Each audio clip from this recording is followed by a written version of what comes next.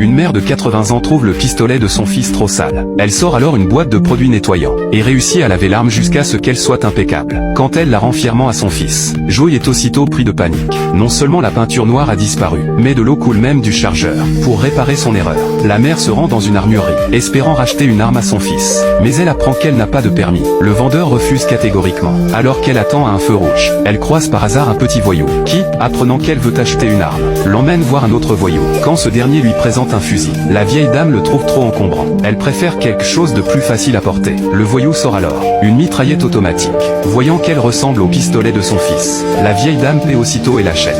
Mais la scène est observée par un gang sur le pont. Sachant que les armes ont été volées par les voyous, ils envoient immédiatement leurs hommes les intercepter. Les deux camps se tirent dessus dans la rue. Effrayée par les coups de feu, la vieille dame se précipite au commissariat pour prévenir son fils. Mais Joey croit que sa mère plaisante, et n'y prête pas attention. Le lendemain matin pourtant, sa mère lui offre un pistolet, ce qui affole Joey, le policier, car posséder une arme sans permis est un crime grave. Il mène alors une enquête discrète, suivant les indices jusqu'au domicile du voyou. Mais la copine de celui-ci est retenue par le gang. Ne voyant personne ouvrir, Joey enfonce la porte, et engage un combat violent avec les gangsters. Deux d'entre eux prennent la fuite.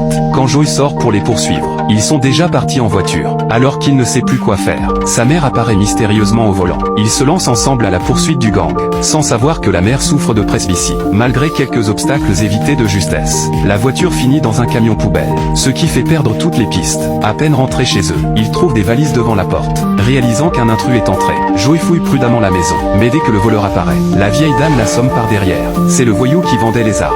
Lui aussi est pourchassé par le gang. Pour sauver sa copine, il révèle à Joey où se cache le gang. Mais Joey ne veut plus que sa mère interfère. Alors il la menotte avec le voyou, pensant que l'arrestation serait facile. Mais les deux prisonniers à la maison utilisent du savon pour se libérer des menottes. La vieille dame fonce ensuite vers l'aéroport, et tombe sur un gangster, qui la prend en otage dans l'avion. Joey, arrivant sur place, est furieux. Il saute dans un camion et démarre, fonçant à toute vitesse vers l'avion. Quand le chef du gang s'en aperçoit, il est déjà trop tard. Joey utilise la friction des pneus pour enflammer les roues de l'avion. L'avion s'écrase contre des décombres, et ne peut plus bouger. Une fusillade intense s'engage. Mais le chef prend la vieille dame en otage. Joey n'a pas le choix et lâche son arme. Au moment où le chef s'apprête à tirer, la vieille dame sort un pistolet de son sac. Nobody hurts my baby.